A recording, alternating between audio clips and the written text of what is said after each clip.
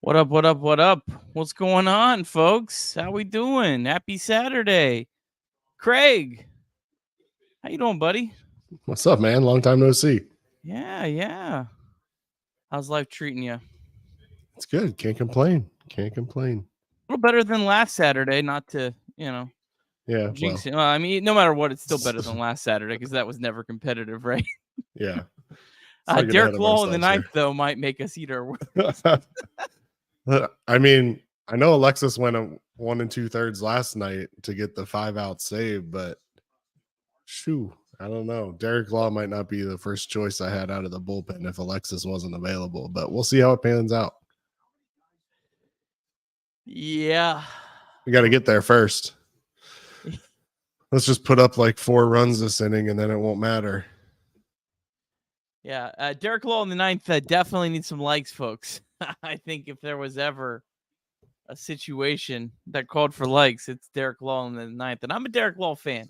He's done a nice job this year. Not exactly a Derek Law ninth inning fan, but I'm a Derek Law fan. I'm all for Derek Law in the 9th inning of a 10-run ball game. Derek Law in the 9th inning of a 1-run ball game on the road. Not my first choice.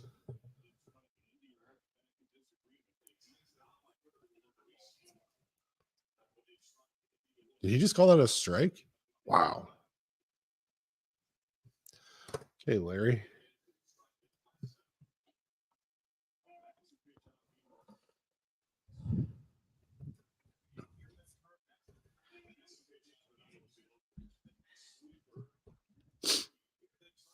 He's been calling the high strike all game. I just thought that last one was inside, too.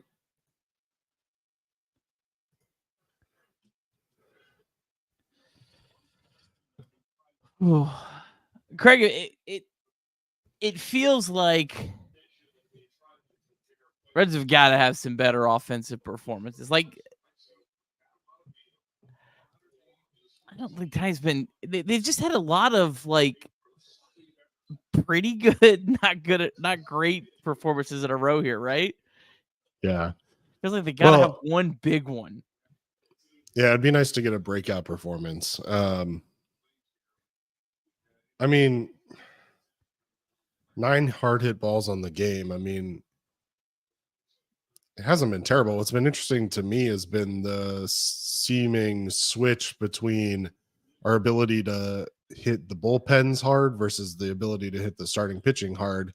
It used to be that for a while there, we were hitting bullpens hard and we couldn't do anything off starting pitching. And now it seems like the last couple of games we've been hitting starting pitching well and can't do anything off bullpens. So I don't know what to make of it. I think there's some positive signs out there that we'll talk about during the show, I'm sure.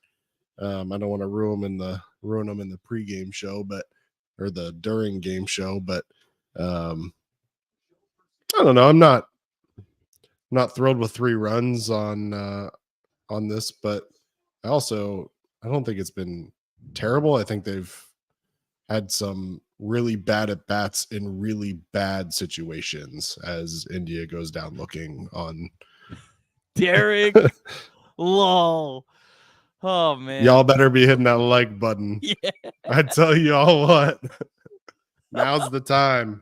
Now is the time. Oh man, I mean, look, I'm gonna assume here. I mean, the fact that Fernando Cruz just threw 2 innings in relief, Duarte they got 4 outs of. I'm assuming there's multiple guys that are unavailable today. I'm assuming when they got to the ballpark, it was a situation where Lucas Sims is unavailable, Alexis Diaz is unavailable, and sometimes it's not just, and they've talked about this before, it's not just a situation where, okay, this guy threw so many pitches, he's automatically unavailable. It's just a situation where they get to the ballpark, they're sore, they don't, you know what I mean? Yep. I see Jeff saying Farmer, like, I think he might not be, I don't know. Yeah, we don't know. I mean, David Bell has those conversations with his bullpen probably every day to see how they're feeling and, make the best decision for the long-term benefit of the team. But I mean, I was back in my heyday, in high school, I was a relief pitcher and was one of those guys that they went to a lot, and I had kind of that rubber arm, but it wears on you, man. And I'm sure some of these guys that have been put into 60 plus games on the year already are feeling it. And at the end of the day, you want them healthy down the stretch, and you want to make sure that you've got a full bullpen when the games matter. And I don't know. I don't think you risk it at this point, especially when you look in the minors and you don't have a whole lot of extra arms down there to be able to call up if you do have somebody go on the IL. So overly cautious as much as you can, I think, at this point. Make sure that you stay healthy because you're going to need all the arms you can get. We've seen, I mean, when was the last time Hunter Green, but other than that, I don't think we've had a pitcher go beyond 5 innings in what feels like 3 months. So you got to protect your arms where you can. Derek Law, here we go. Yeah, I mean, there's also the other situation where is Buck Farmer better than Derek Law? Yes. But is a fresh Derek Law versus a exhausted Buck Farmer, a Buck Farmer with arm fatigue, just as an example, better than Derek Law? And that answer is probably no, in my opinion. But Yeah. let's this season's at it all, man. Hey, let's not write Derek Law off before No, not at all. He's thrown 2 pitches, at least for my feed. It's also 8, 9, and 1. I mean, yep. Let's go. Let's get it. Giddy up, baby. Nick, There's we didn't sync one. up. There's I think one. you're ahead of me, but we're too late now, buddy. There's one. There's one. There we go. Oh my! What is life? What is life? Oh man, you're gonna make me watch the game day feed. Sorry. No. Okay, I'll sync it up here. No. You don't need to do that. I already did. So let me know when Vogelbach steps to the plate. Let me know when you see the pitch. Stepping up. 13, 12. Okay, 11, we're synced. 10. We're synced. We're synced. Right, we're cool. synced. I think now you're ahead of me barely, but we're good. Big Sexy up at the plate. Here we go. Strike one, right down the pipe. Let's go.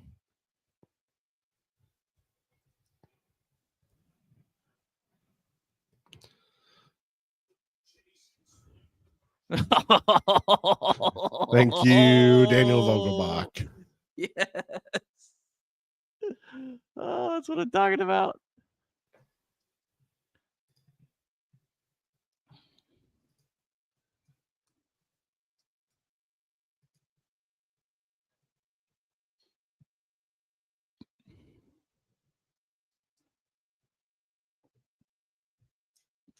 Scoreboard watching as well tonight. Game 2 of the doubleheader. Rockies are ahead 4-2 over the Giants in the bottom of the 7th. The Diamondbacks and Cubs are all tied up at 3 in the bottom of the 6th. D-backs have the bases loaded with 2 outs with Perdomo at the plate. We will keep an eye on that and let you know what happens there. Craig, you're elite. Craig can see I'm trying to you got a show to get set up. See what I can do to eat up some airtime. And Perdomo out to end the threat. We go to the 7th, tied at 3 in Arizona. Meanwhile, Daniel Vogelbach. Likes. Now, who do they bring in to run for him? Yeah, I would assume they're pitch running for the big fella. Yeah. Gonna go out on a limb. Can't imagine they're leaving Daniel Vogelbach in there for the tying run at first base. Would they bring in?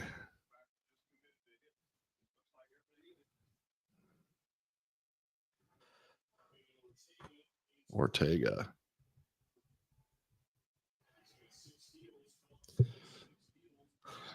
Meanwhile, Nimmo steps to the plate 0 for 4 on the day, Nick. I don't like that. I don't like that. Don't like that. No. 23 homers on the year, 60 RBI. John, my man, we need some good vibes. John, come on, bud. Let's go. Some good vibes. Let's go, Derek. Let's go, Derek.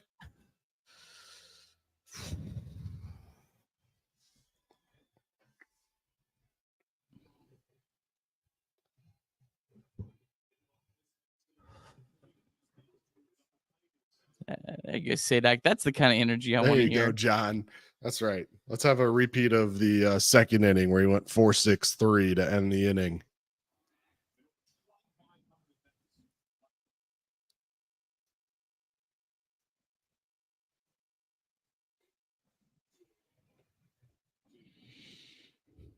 There we go, Seth.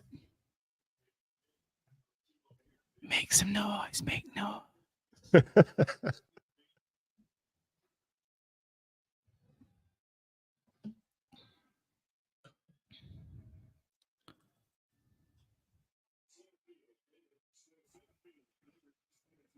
That's 2. Here we go. That's 2. Come on, Derek. Alvarez. What do you hit that ball in the fourth? 112.7.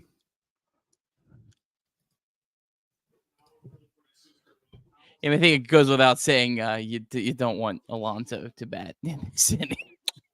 No, I don't think so. Oh, Lord. I can't believe Trace missed this game. I cannot believe Trace is missing a Derek Law save opportunity in the 9th inning in a 1-run ball game with 13 games left in the season. Oh. And he's missing it for a UC football game where they're currently ahead 24-21 over the Miami of Ohio Redhawks. So a thriller.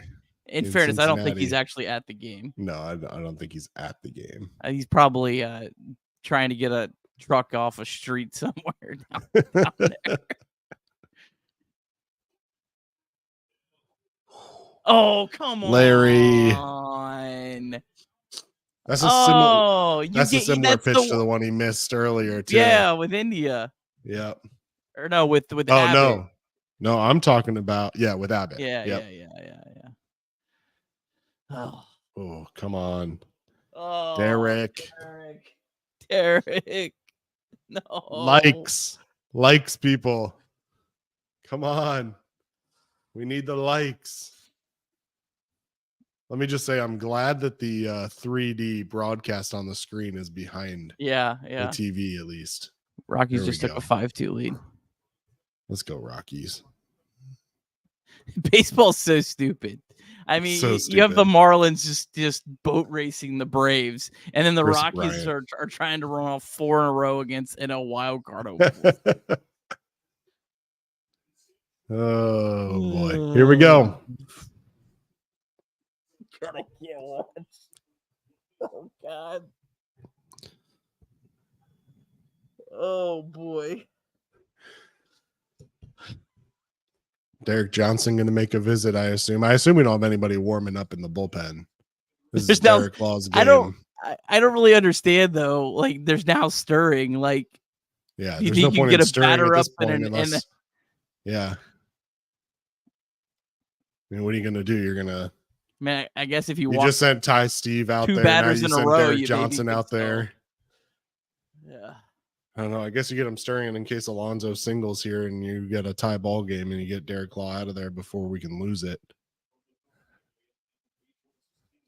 Alonso 0 for 3 on the night. Walked in the first, popped out foul in the third, struck out swinging in the fourth, and popped up to Jonathan India on that nice play down the right field line. Oh, he gave it to him.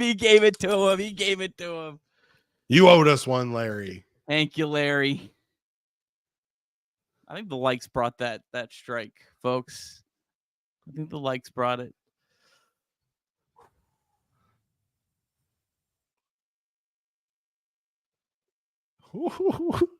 No! Let's go. Can we just agree not to throw a fastball on the outer third of the plate that's thigh high? Can we just agree on that? No fastball thigh high on the outer third. Let's go. Come on, Derek. Come on, Derek. Nobody's stirring. Alexis Diaz is just getting a massage. Come on, Derek. Ooh. Almost got him. Hands are sweating a little bit, Nick. Hands are sweating a little bit. Knees weak. Arms are ready. Arms are heavy. Ready, heavy.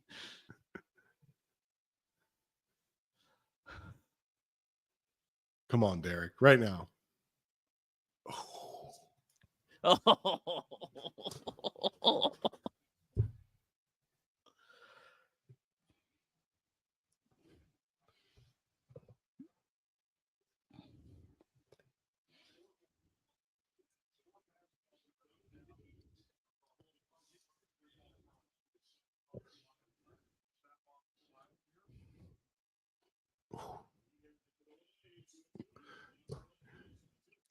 Just going number one.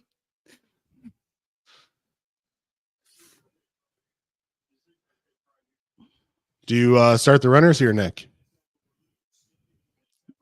I don't think their catch is very fast, is he? Ooh. Oh. Well, isn't the pinch runner on first or on second? Yeah, but I mean, they could throw out the catcher at second in the ball game. It's true.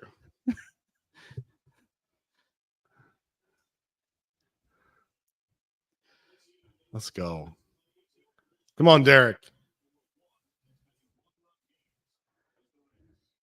Get it. Let's go. Let's go. Derek Law. Who questioned it, Nick? Derek Law. Fresh bullpen tomorrow, baby. Let's go. Oh, man. Wow. Look how pumped up he is, Nick. He should be. He should be. Derek Law, you're a hero. You're a hero. Never a doubt. Never a doubt, Derek Law.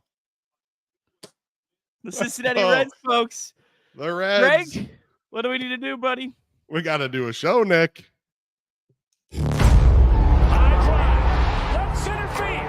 Racing back to the Laurent Bourgeois. The Reds are National League Central Division champions. In the air, left center field. Did he? He did. He did. Red win. Win. Line into right field. Genius, the first run ever. With 4 home runs in a game. Can you believe it? In the air, down the right field line. Doesn't have a chance. The Reds have won on a 3-run home run on opening day by Ramon Hernandez. A strike away and out away is Homer Bailey. Ground ball to third. Frazier gloves. Throw to first, and Homer Bailey, for the second time in his major league career, has tossed the no-hitter. Oh, get this. Oh, my God. Are you kidding me? Holy moly, the second player in major league history to hit 7 home runs in the first 10 games. In the air, and the Reds win it. What a dream beginning to the career of Jay Bruce.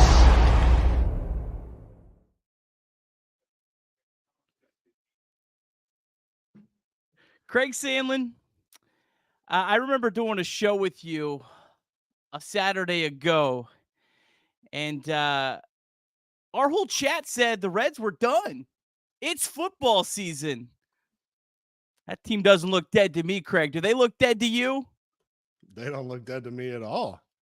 At all. I mean, look, not the best at bats in some pivotal moments there. And the offense not the best as it's been in recent months. But look, they're finding ways to win ball games, and that's all that really matters. The bullpen again.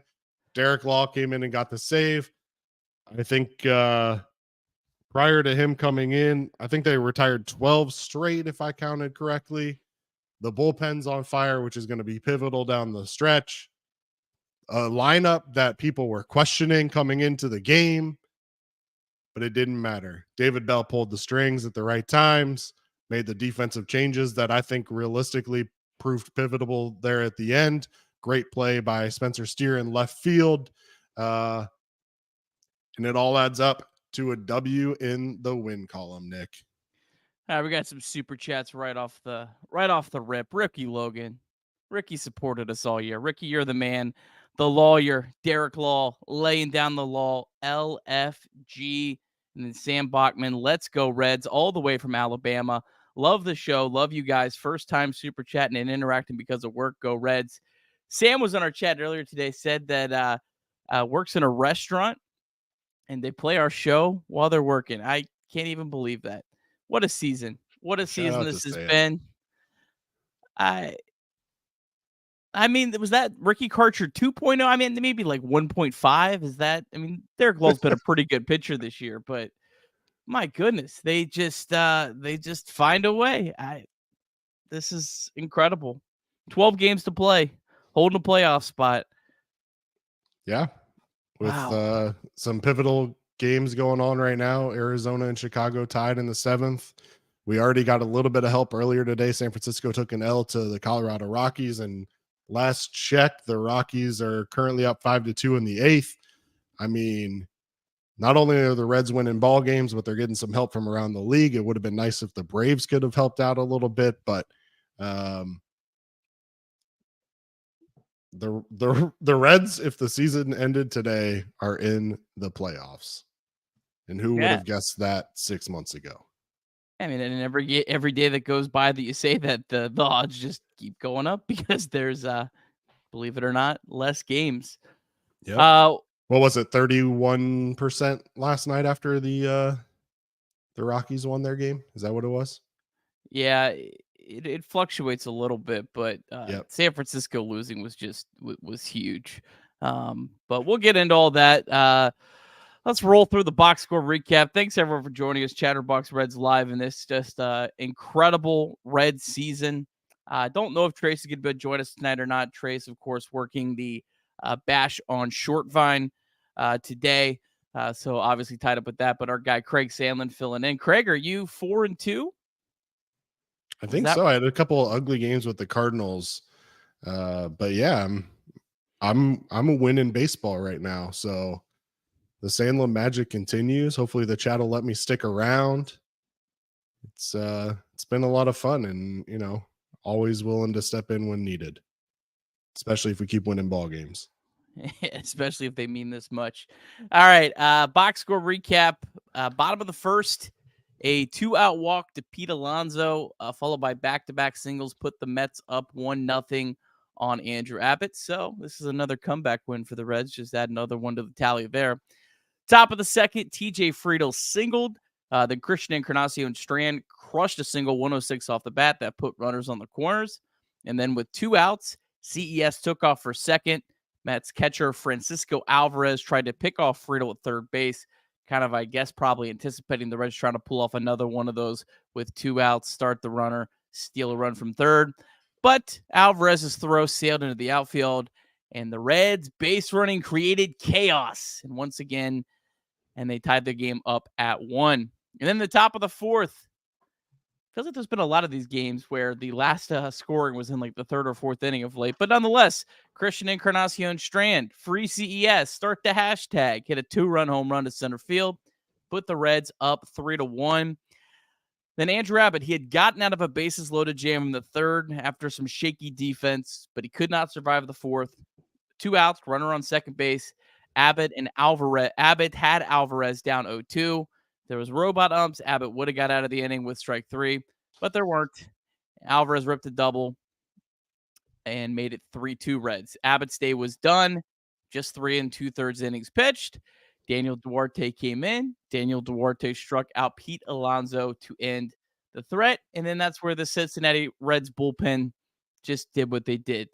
Duarte pitched a scoreless fifth inning. Sam Mull, scoreless inning, perfect inning. Fernando Cruz, 2 perfect innings.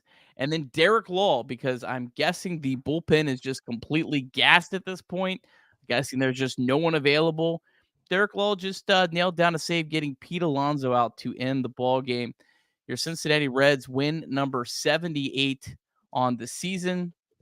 Reds continue to hold a playoff spot. We're watching right now Chicago, Arizona.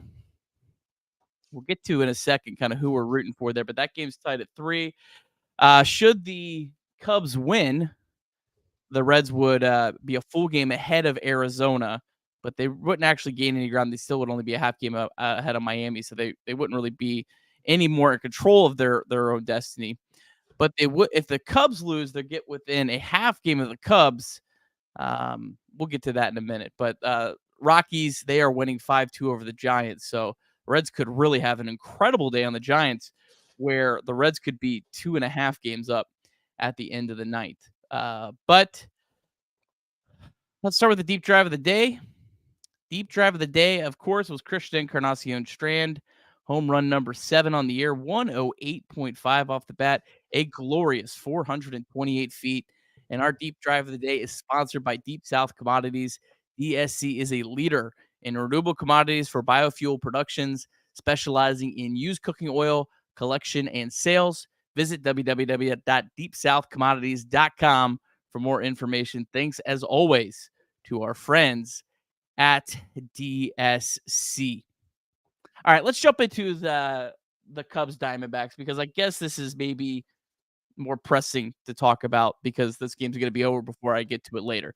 I want the Diamondbacks to win. I want to have 2 spots where the Reds are well within reach. So the Reds would only be a half game out of that. And here's why. Because I'm going to pull the standings back up here, Craig. The Marlins are only a half game back. So it just protects you if one of these other teams gets hot. It protects you that even if you play pretty well down the stretch, you could still have a spot. I say go Diamondbacks. If the Reds had lost this game, I probably wouldn't be singing that tune right now. But I want to see the Reds get within 2 spots. Where are you at? No, I'm with you. I think 4 teams for 2 spots sounds better to me than 3 for 1. And I also like the idea of Cincinnati sneaking into the 2.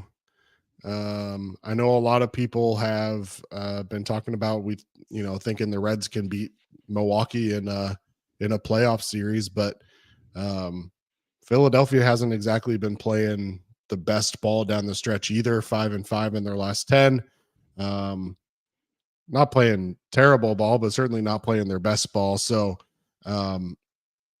meanwhile, Milwaukee's 7-3 in their last 10. So I'm not saying that I'm scared of Milwaukee by any means, but I certainly like the idea of having 2 spots up for grabs for the 4 teams, considering in my eyes, at least San Francisco may be falling out of it like they should have a long time ago. But yeah, I think the way that Miami is coming on of late, Arizona's been playing well for a while. I think having those 2 spots up for grabs is a lot more attractive for me than having to battle with 3 teams for 1 spot.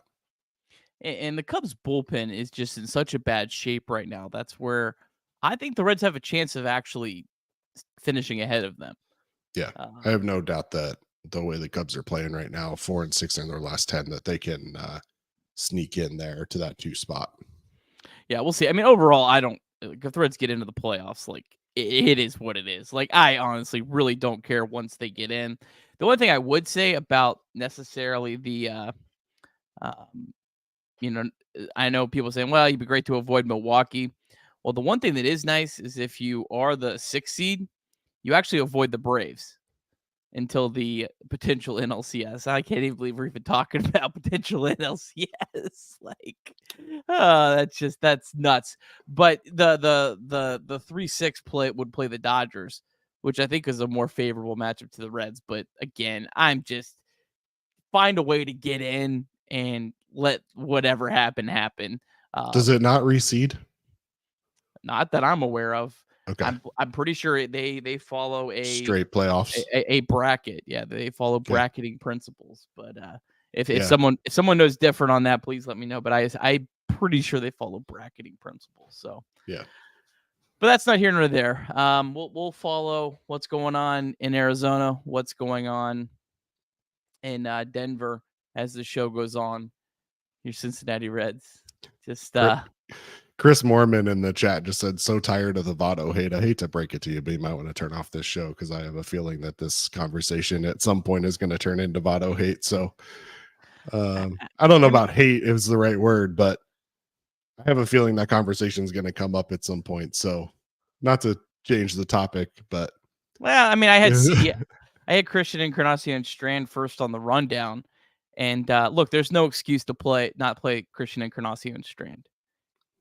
If Joey I think Votto, we can all agree that's if Joey Votto has to sit on the bench for Christian Encarnacion Strand to play, Christian Encarnacion Strand has to play. I don't know how we could think otherwise. I don't know what more he has to do. He's been absolutely crushing the ball of late.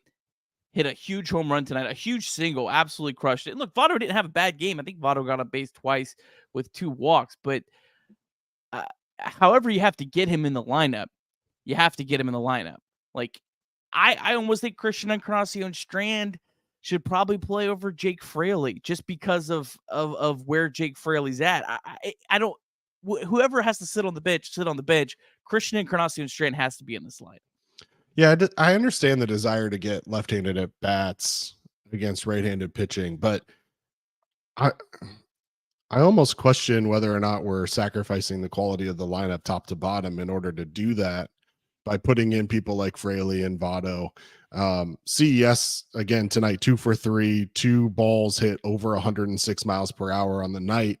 I mean, he's just raking night in and night out, and not having him in the lineup seems blasphemous right now. But I also want to point out the fact that Noelvi Marte not being in the lineup the way he's been hitting lately also struck me today.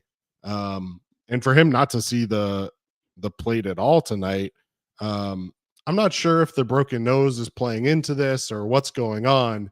But at some point for me, I have to question, I understand the value of having left-handed batters against a right-handed pitcher, but do we need 6 of them? I mean, CES was in the lineup tonight, so I don't have to complain about him, but not having Marte in a lineup when he's hitting 432 on the month with an OPS over 1,000 seems crazy to me. You know, he's raised his batting average from 171 at the end of August up to over 300 now. And not having him in the lineup and putting CES at third base, which is not only offensively, in my opinion, a deficit because you're not having Marte in the lineup over someone like Votto, but defensively, we've seen time and time again that the Reds would prefer to have Marte at third base versus CES. So I don't understand those decisions. And I'm not here. Me and you both, I've been a supporter of David Bell. So for all we know, there's something going on behind the scenes that have led us to this, but I don't fully understand some of those decisions as it relates to the lineup and specifically the rookies. I'm interested your take on it. There's I think we have to go through our principles here. Number one, Christian Encarnacion Strand's in the lineup, righty lefty. He's got to be in the lineup. Christian Encarnacion Strand is the future of this baseball team. He's hitting the cover off the ball. He needs to be in the lineup. That's it, period. We move on to something else. I don't know why Christian Encarnacion Strand starts. This was his first career start at third base, right? It says 0 on I think so. Baseball Reference. They're making this guy, the only time he can get in the lineup is playing third base for the first time in his big league career in the middle of September. Like, when these games matter this much. And there was a play in this game that Noelvi Marte, I felt like, would have made. The ball got under CES's glove, got to Ellie. Ellie couldn't couldn't get the runner out in time. Abbott would have got out of that inning. A run did score after, or no, a run did not. Did a run? I can't remember if a run scored or not. I think a run did not score, but it made Abbott throw like 25 more pitches. And could have cost this game. I mean, I don't understand what we're doing with the lineup. I feel like there's two players right now in the lineup that we're playing out of. I'll say it. I think we're playing him out of like respect. I think we're playing Nick Martini because of what he did, and what he did was heroic. And I feel like we're playing Joey Votto because we feel like we owe it to Joey Votto. I'm not saying Joey Votto can't ever play. I'm not saying Nick Martini can't ever play. I think both those guys can stay on this roster. Both those guys can get at bats. But Christian Encarnacion and Strand needs to be in this lineup every day. And I think Noelvi Marte needs to be in this lineup close to every day.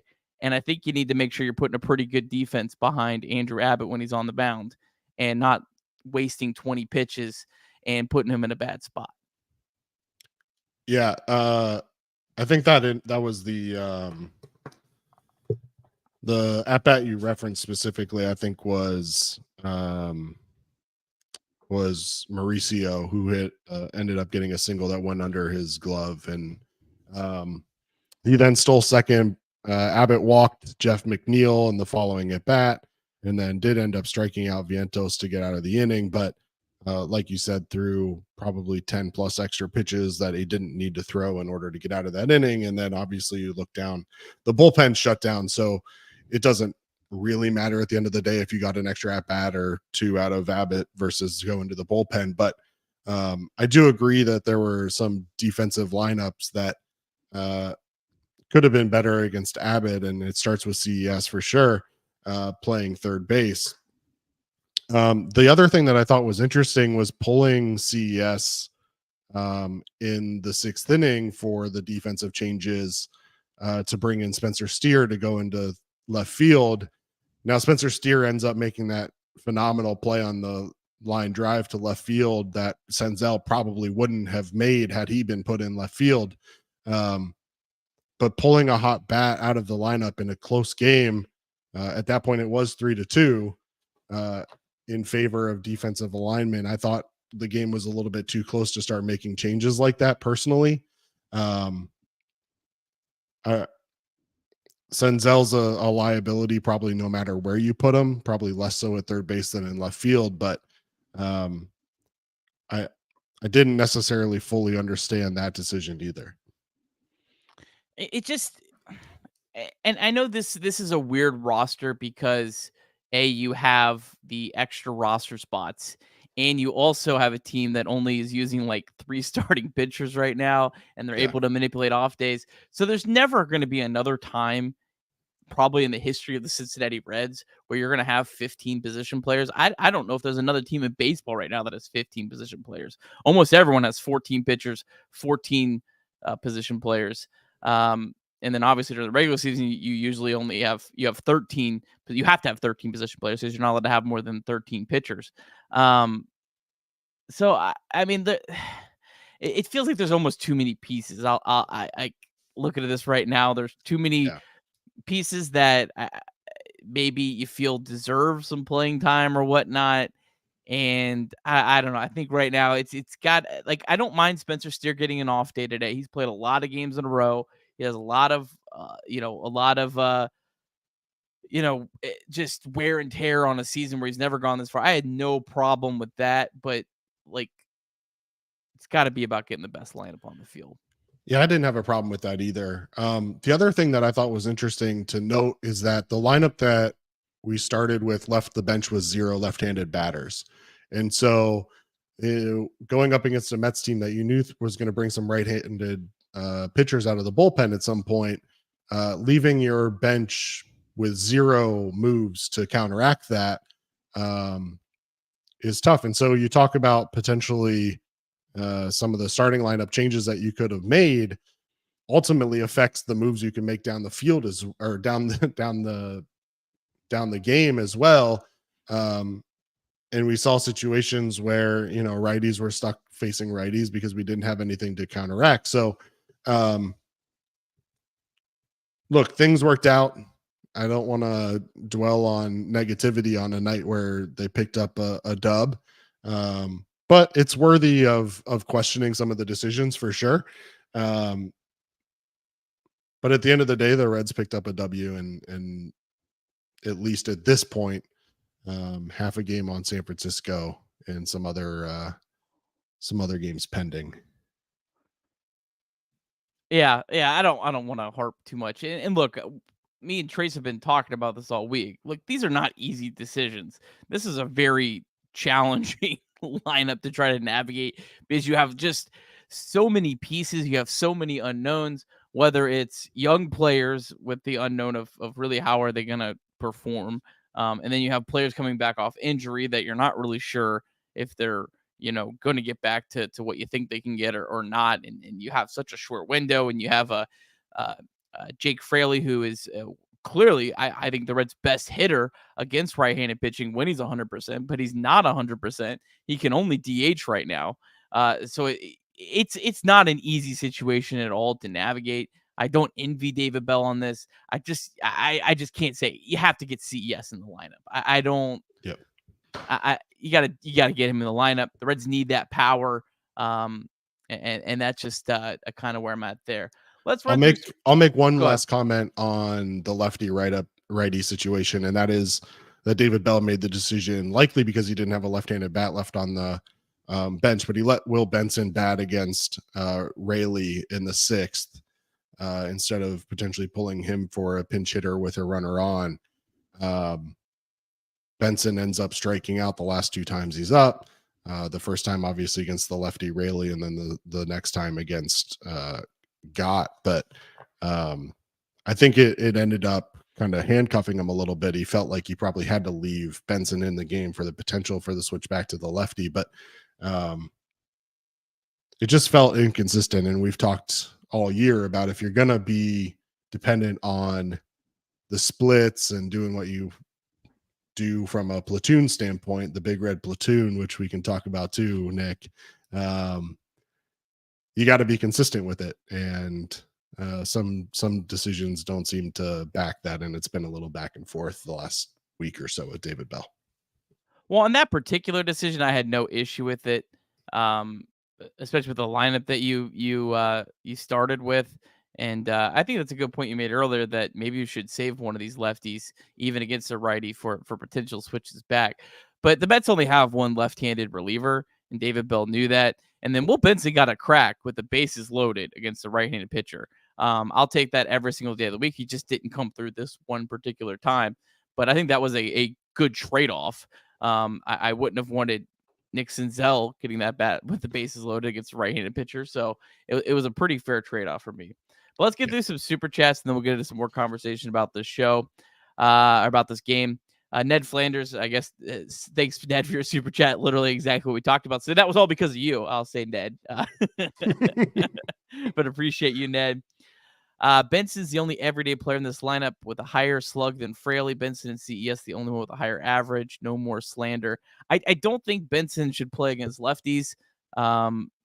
I think that Benson, if he had played all season against lefties, I think his numbers would look a lot lesser. I don't know what his splits are now, but he was like 4 for 40 against lefties or something like that. Didn't have good numbers in the minors. And Nick Senzel has absolutely destroyed lefties. Like, he has thrived in that role. So, I mean, I love what Will Benson's done. I think Will Benson's a great hitter. But I think if he played every day, I don't think that the numbers would look good. Craig, any thoughts on this? Starting to think this rest Ellie strategy might actually work. He looked better. Yeah, that's an interesting point, Ned. Ellie's looked great the last couple of games when he's been out there. He's thrown some walks, hitting the ball hard. I don't know if it's rest or perspective or maybe a little bit of a combination of both, but I like what I've seen out of Ellie. I got laughed at a little bit, I think, the weekend of the Cardinals series when I asked the question somewhat in jest about the future of Ellie as a switch hitter. And we've seen his splits be significantly better from the left side of the plate, and giving the rest, maybe because he's getting rest. And as a rookie, he's played a lot of ball games. But it also could just be the fact that he's able to focus on facing right-handed pitching and batting from the left-handed side of the plate. The one thing I'll say about Ellie that's been really positive, and maybe he's been getting working in the cages or otherwise, for a couple weeks there, he was a ground ball machine. Every single swing, it felt like he was just driving the ball straight into the ground.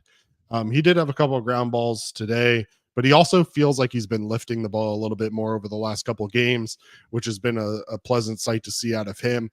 It could be that he's rested up and that his swing is just a little bit more fluid and he's able to get the bat through the ball a little bit quicker.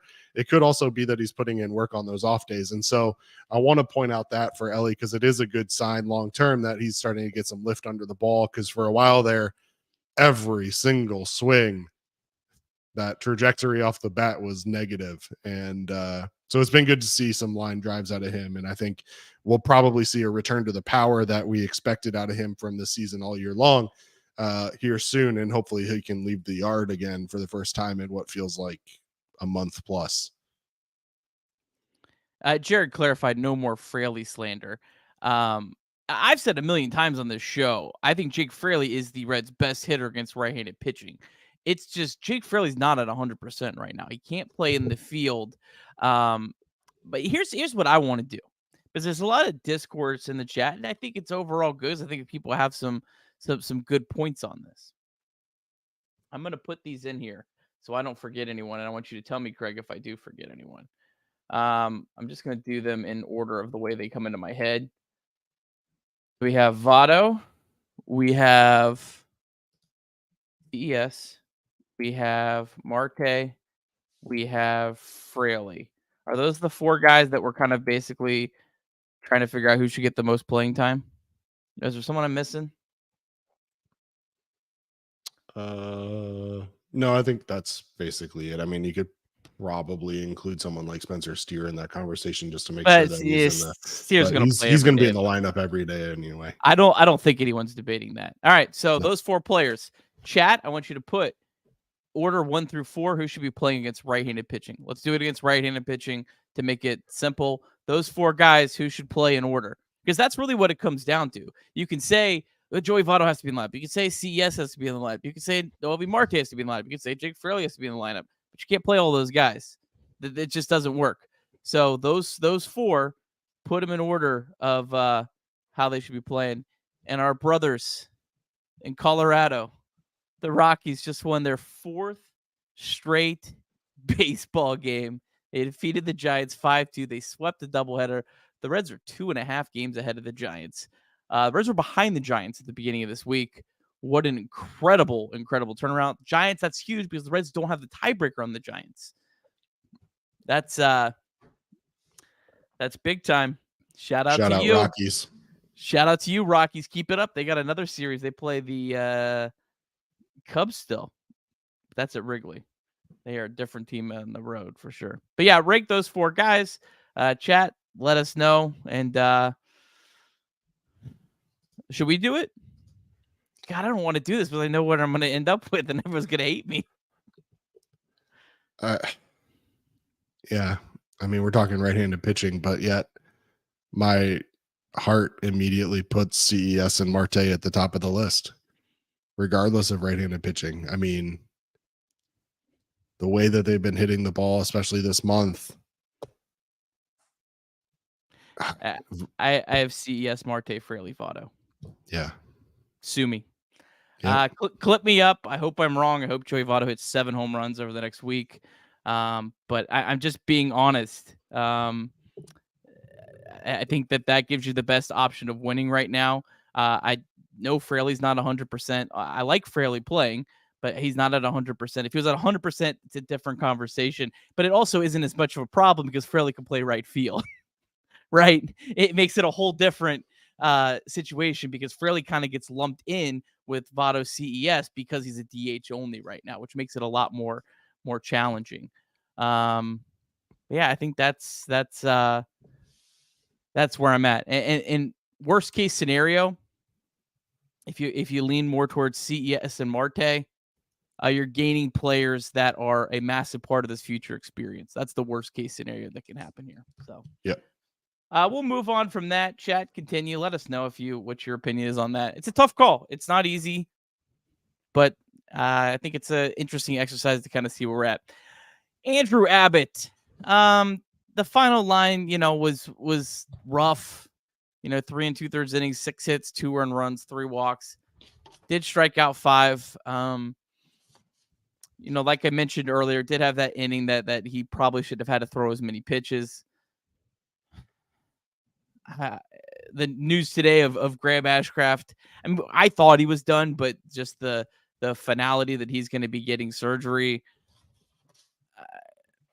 What do you do with Andrew Abbott? I mean, I don't he was okay today. I don't think he was terrible. I think he could still pitch really well, like his next start out next weekend against the Pirates. But to say I'm not concerned about him would be a lie.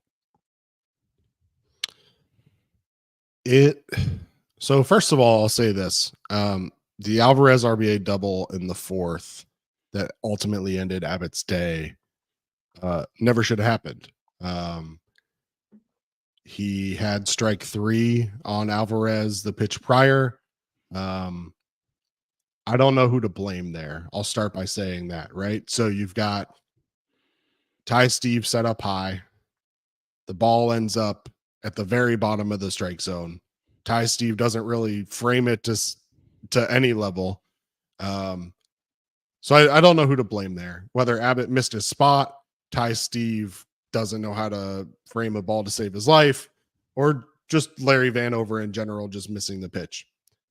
Regardless, Andrew Abbott, who all year long has been battler, next pitch grooves it, and the RBI double. So I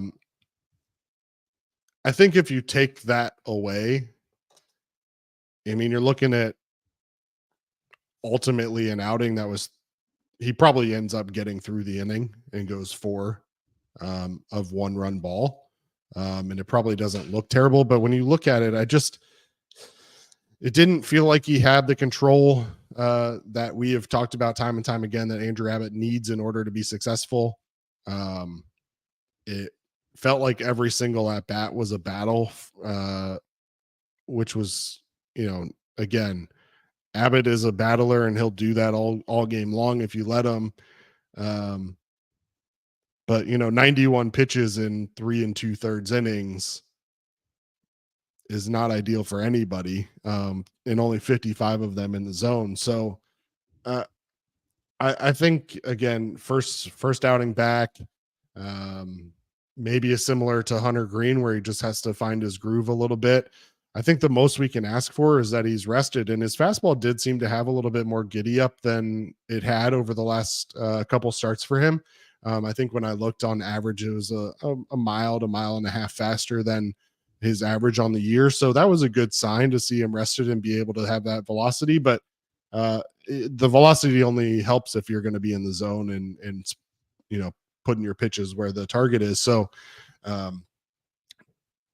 I'm optimistic. It's a little different when Hunter Green came back and his first game wasn't great. I think we were all pretty optimistic still because it was his first game back. I'm still optimistic and think that Andrew Abbott will be better down the stretch than he would have been had he not had that stint. But to be determined how much better. Consistency seems to be an issue in terms of being able to locate the ball. Yeah, I think we should also point out that if the Reds were out of the race, Andrew Abbott would be shut down right now. He wouldn't be throwing today. No. So again, and this goes with when we're trying to compare some of these other players like Jake Fraley and Joey Vaughn. It's nothing against any of these guys. Abbott shouldn't be pitching right now. Jake Fraley shouldn't be playing right now. If the Reds were out of it, he wouldn't be playing. The fact that both of those guys have are still trying to help this team down the stretch, I think shows the kind of guys they are, that they want it that bad that they are willing to, in some ways, risk harm to themselves, risk further injury. So I think those guys both deserve a lot of credit for what they've done. It's just really in terms of Andrew Abbott, I mean, there's not a whole lot of other options. Like, I still, even when I saw it of Andrew Abbott, with all due respect to, Carson Spires, with all due respect to Brett Kennedy, I still think that version of Andrew Abbott I saw tonight gives you a better chance of winning down the stretch.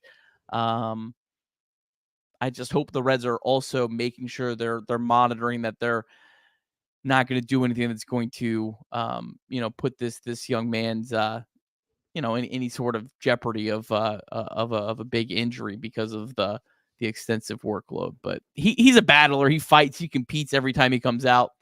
And I think he deserves a lot of credit for that. But I don't know. I'm just kind of at the stage where I'm kind of just hoping and wishing he has a little bit left in the tank that he can make a couple more good starts and help the Reds get to the playoffs.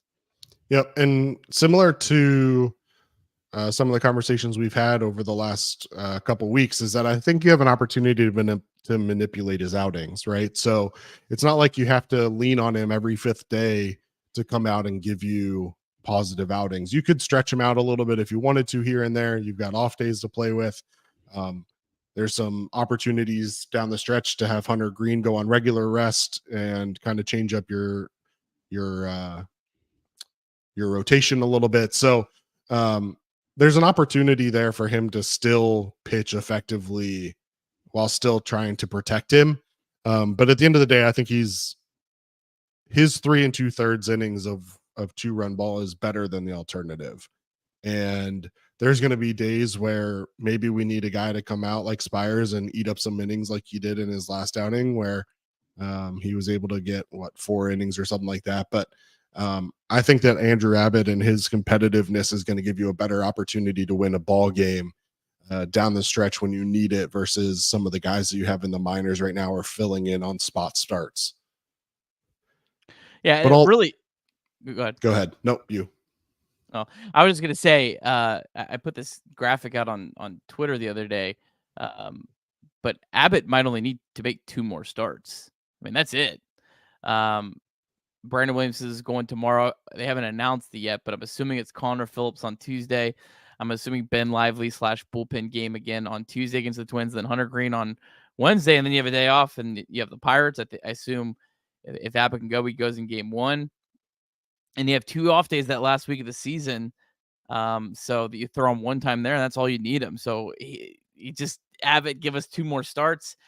I don't even think you would probably start Andrew Abbott in a playoff game if you get there.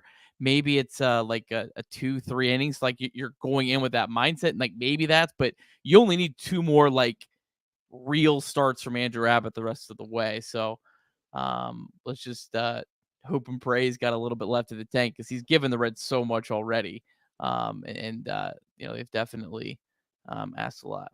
Yeah, his tenacity too gives me confidence with him coming out of the bullpen and filling in a couple innings if needed in a playoff scenario where, imagine a situation where Hunter Green gives you 4 or 5 innings of a quality start in a playoff game, and then you go to Andrew Abbott to come in and give you 2 or 3 innings. And next thing you know, you're turning it over to Alexis Diaz to close it down in the 9th. I don't mind that idea of Abbott coming out of the bullpen. Speaking of the bullpen, I do want to point out that the Reds got a little bit of good news today. You already mentioned, obviously, Graham Ashcraft's bad news, but TJ Antone had an MRI. Maybe you talked about this on the show yesterday. I only saw it today. But TJ Antone had an MRI, which came back and showed just tendonitis in his elbow. According to David Bell, it was, quote, about as good as you can get. And it sounds like there's an opportunity for him to be back in the bullpen this year, which is great news. The other one that they mentioned on the broadcast today that I hadn't seen an update on, but was happy to hear, was that Alex Young is reportedly in New York with the team and was seen in the dugout today. So having him back potentially activated tomorrow is another boost to this bullpen. They're going to have to make a decision on who gets sent down as a move with him, but I don't think they have any replacement players left for his return. But 2 really good news pieces of news regarding the bullpen as we head down the stretch. Yeah, Carson Spires is currently on the roster, so that's probably the move. Yep. I think at some point the Reds are, I don't know, the Reds might at some point also take one of the position players off the roster. Good luck figuring out who. And there's also the whole situation with Luke Bailey going on right now, where I have to think they probably got to get another catcher up here, because it sounds like best case scenario, he's going to have to miss a couple days, right? Is that how you read it? Yeah, so they call it a contusion. They did talk about it today, and they mentioned it on social media that he did have an X-ray today. It came back negative. What they're saying is that he's able to catch right now, but that swinging a bat is not great.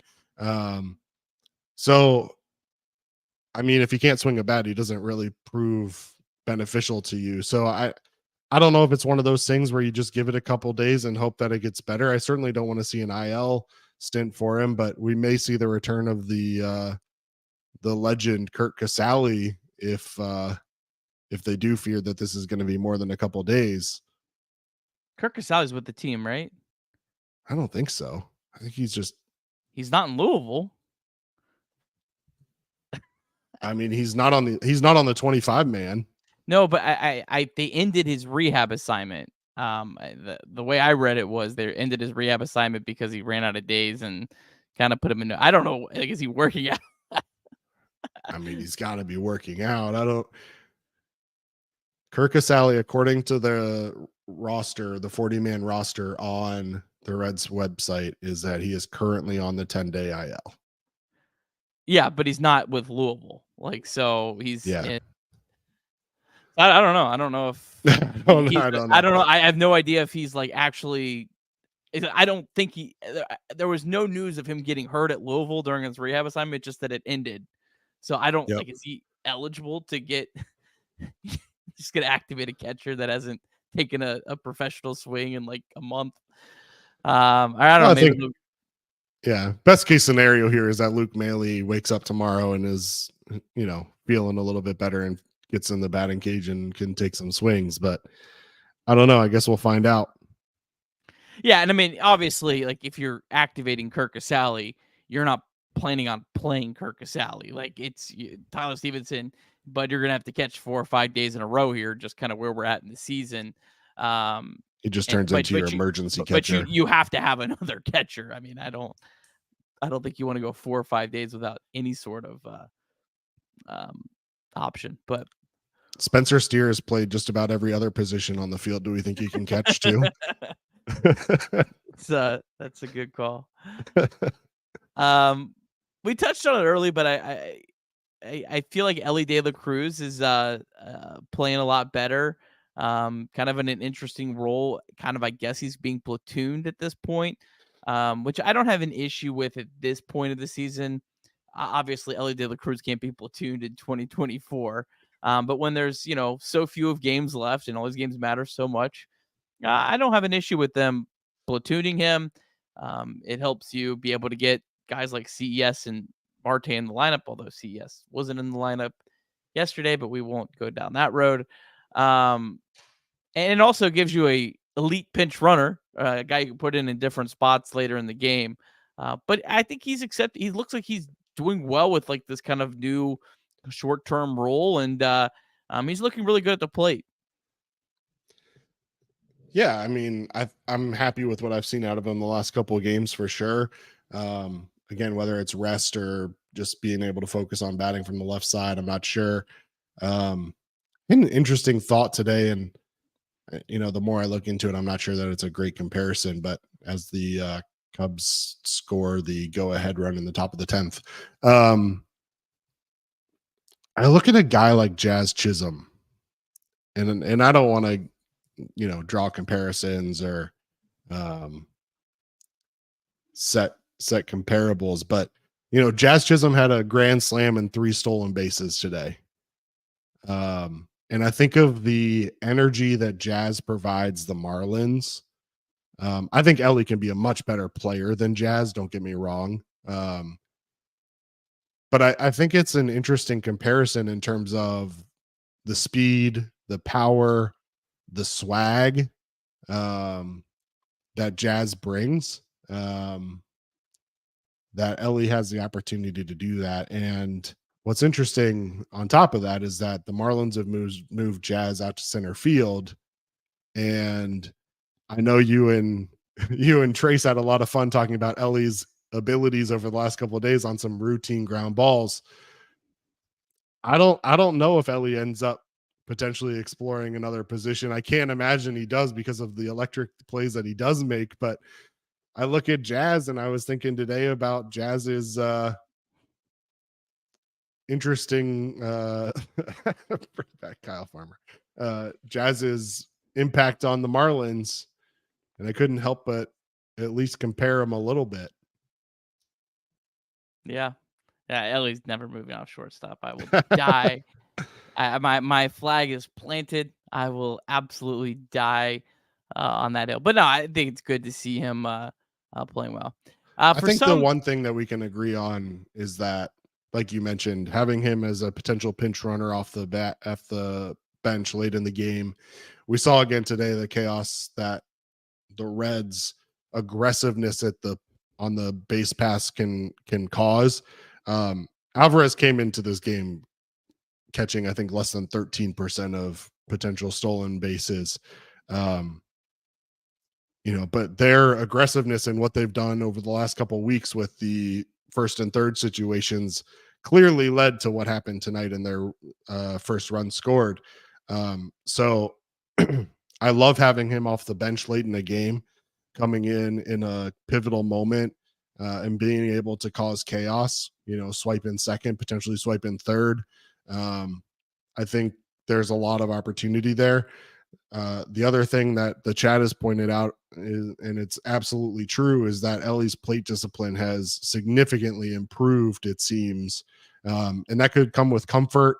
It could come with just work in the cages and watching film. But he certainly seems as if he's laying off a lot of those breaking balls in the dirt and some of the pitches that he was swinging at for a long stretch there. For some reason, we've been doing this over an hour, and we haven't really gone too far into the Cincinnati Reds bullpen, other than just kind of the initial. So again, if you're just joining us, thank you for checking out Chatterbox Reds Live, your Cincinnati Reds post-game show. This is game number 150. We've done them after every single game. Daniel Duarte came in a huge spot, got out of Andrew Abbott's jam, then threw a scoreless inning. Sam Moll threw a perfect inning. I don't have it on the fly, but his ERA with the Reds was an even 1 entering today. So if my math is correct, it's now sub 1. So that's a pretty good development. Fernando Cruz, I mean, how good is this dude? And I know there was a couple Citi Field specials here. That's a huge ballpark. But Fernando Cruz, 2 perfect innings. I mean, just can't say enough. And then Derek Law got the save. Derek Law started a game this week, and he saved a game this week. I mean, like, if that doesn't tell you everything you need to know about the 2023 Cincinnati Reds, it's that right there. Just another unbelievable job by this. There's just no margin for error in these. Is this 4 or 5 of these games? Both of the Cubs games were like this, right? We had a game with the Tigers like this, right? Where they went 5 innings and just 0, 0, 0, 0, 0, 0. Yeah. Sam Moll ERA now 0.95 in 20 games with the Reds. He's thrown 19 innings, given up 11 hits, 2 earned runs over those 19 innings. So, I mean, opponents are hitting 162 off of him. Yeah, I mean, you mentioned it, but Duarte comes in that 4th inning after that RBI double from Alvarez and strikes out Pete Alonso. I mean, in a pivotal moment, you've got runner on second base, the tying run at that point. Duarte comes in, strikes out Pete Alonso on a full count, and then goes on, obviously walks Lindor in the 5th, but cleans it up with Mauricio McNeil and Vientos. But yeah, I mean, Cruz was lights out today. I mean, we talked about it with his first game back. I happened to be on the show, I think, that day. His control was not there. And we both agreed it was just he needed to get back into it. He needed to get pitches under his belt. And he's been lights out, it feels like, ever since. Faced 6 batters and threw a total of 17 pitches. I mean, unreal. And then obviously Derek Law, like you said, starts a game this week, closes a game this week. Alexis Diaz got 5 outs last night, so may have been unavailable tonight.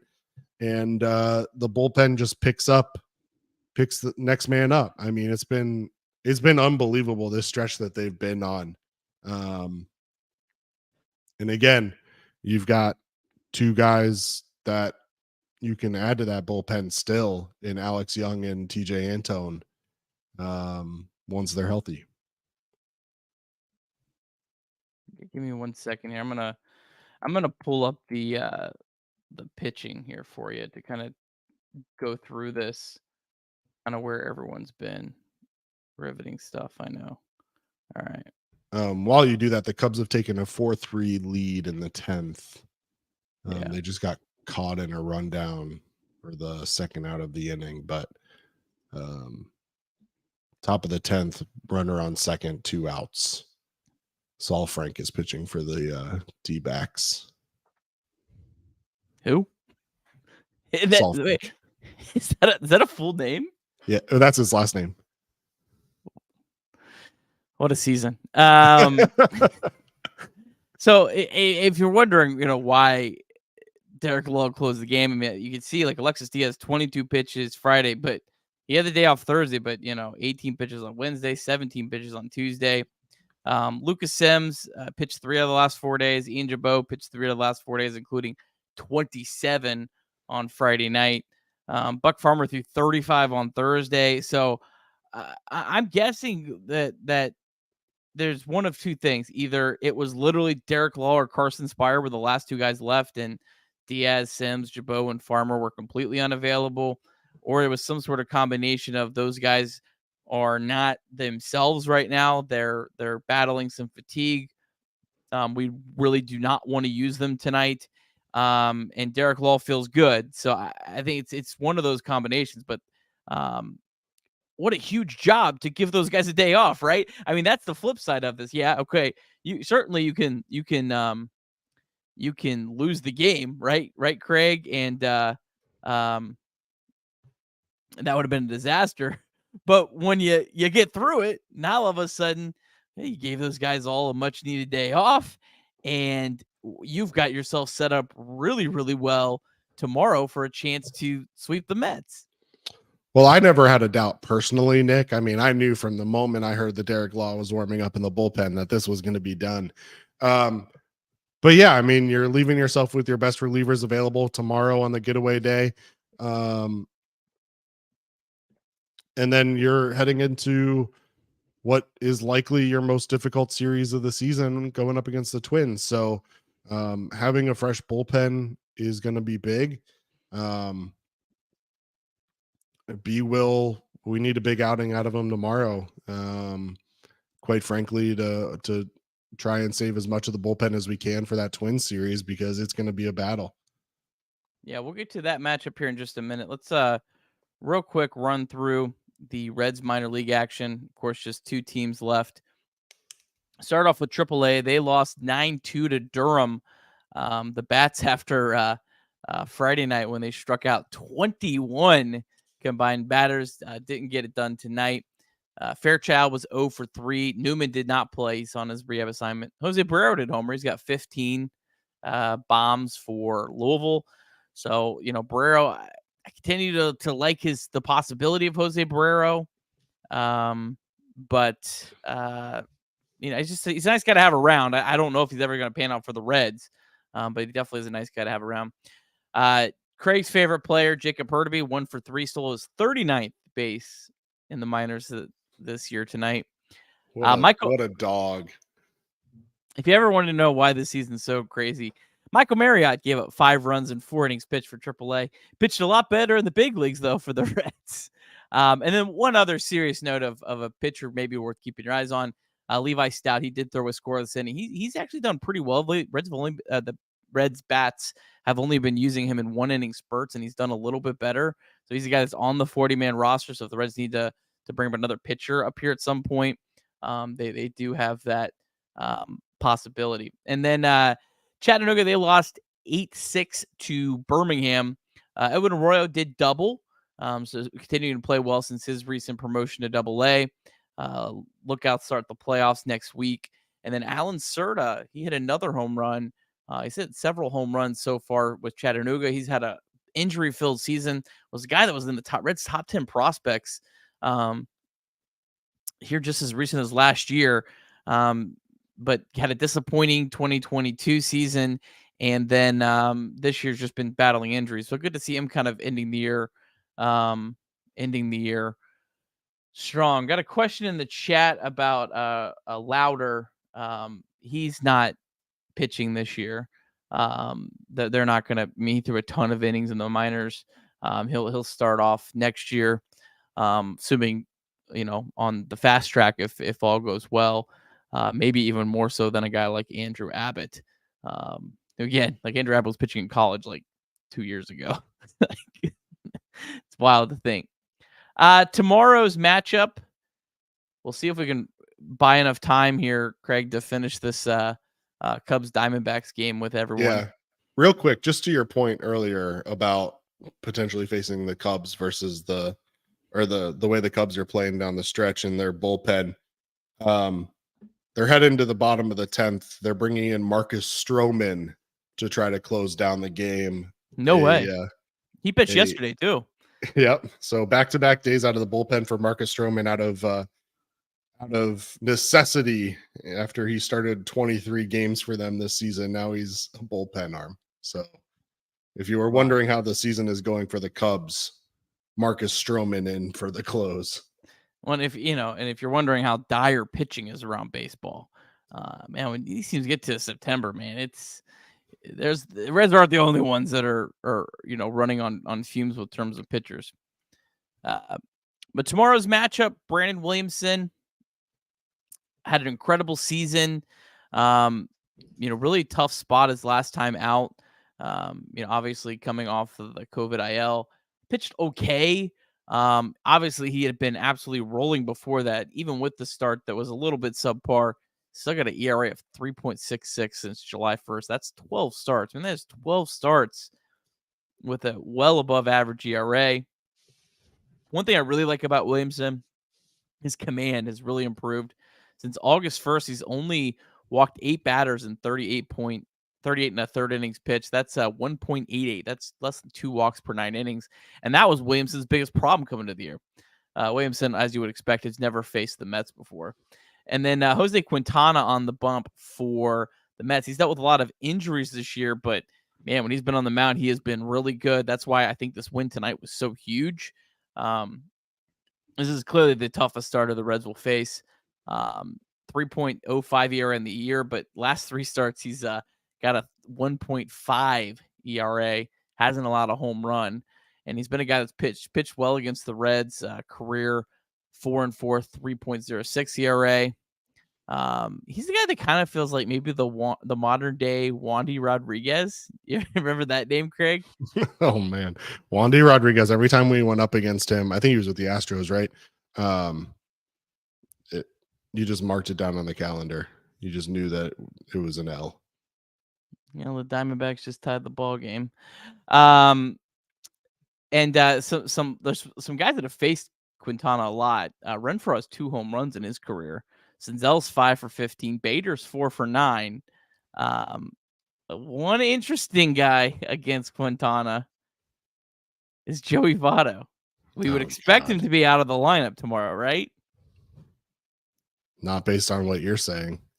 He's 13 for 24 in his career against Quintana. Of course he is. I mean, if you're David Bell, how do you look at that stat? Because obviously Quintana at the beginning of his career wasn't very good, right? And kind of as a pitcher that with age has gotten better. But you can't like ignore 13 for 24. Like that's pretty ridiculous. But yeah, it'll be interesting to see what David Bell does tomorrow with the lineup with those splits. But any other thoughts on this this matchup tomorrow here, Craig?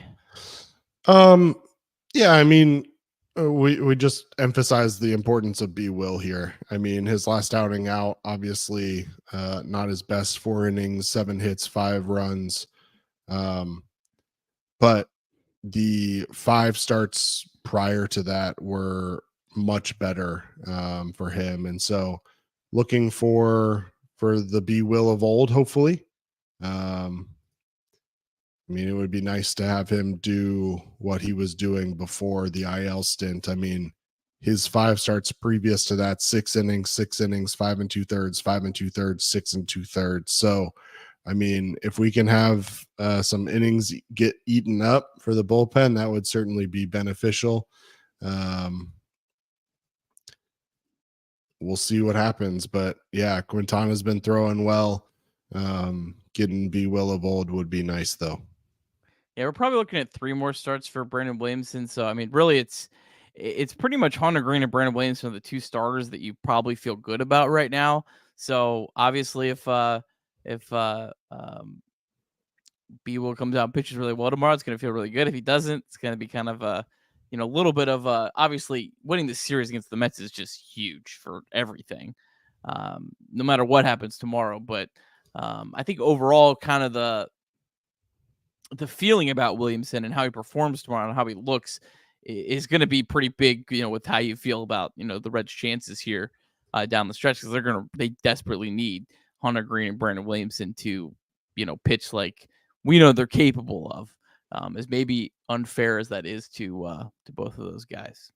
So, yeah. And I mean, looking ahead to the Twin series, you've got, as of right now, Joe Ryan, Kenta Maeda, and Bailey Ober lined up for the Twins. Joe Ryan in his last 4 starts has given up a total of 6 runs.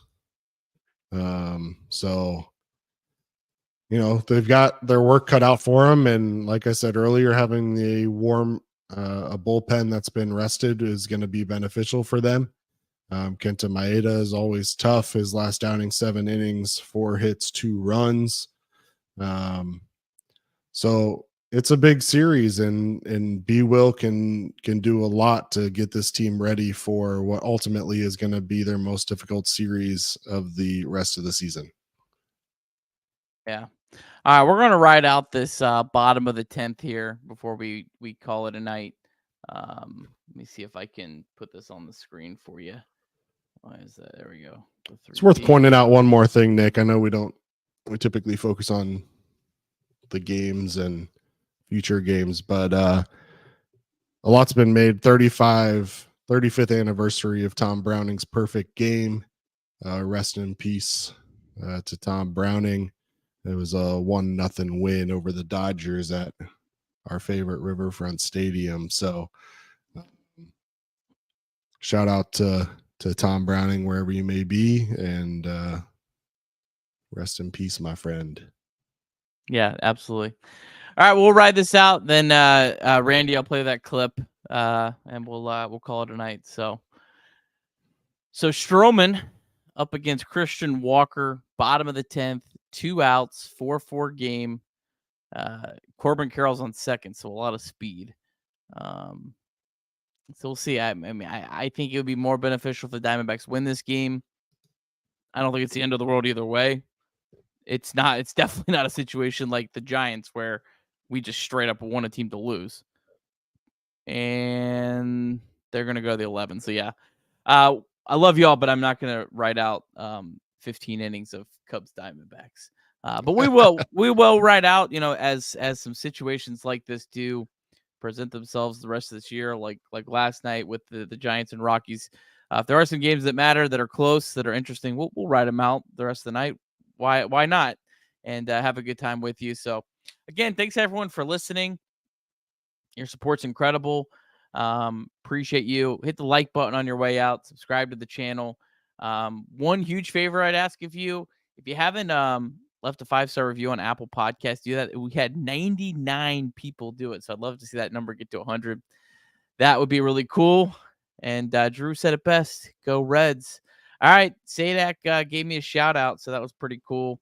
I know Randy didn't see it, and some other people might have not. So here it is. Thanks, John Sadak. He's the absolute GOAT. Love Sadak and all he does. So here's a shout out, and we'll see you tomorrow. Thanks, Craig. Always a pleasure, Nick. I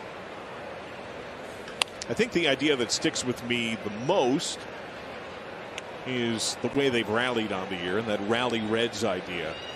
But our mutual friend Nick Kirby also coined a different turn of phrase in the early stage of the year, something he saw and predicted before the season began. And this team, throughout most of its forms, has lived. Renfroe down on strikes.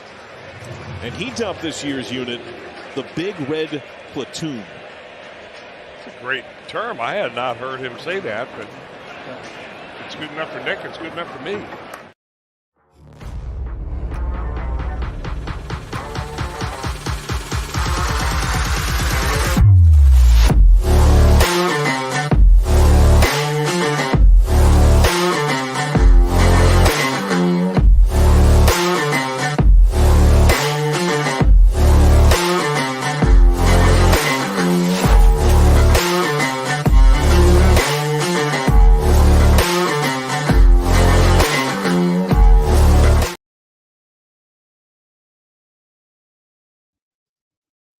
Did you think I forgot? Yeah, I forgot.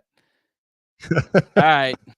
I don't know why you guys still want this, but from Boston, that game in It's Fenway, not a win if we don't have a little Nick on Nick crime. Nick on Nick crime. Woo, there you go, folks. All right, I guess now you're allowed to end the show. All right. See you, everyone. Go Thanks, Reds. everybody.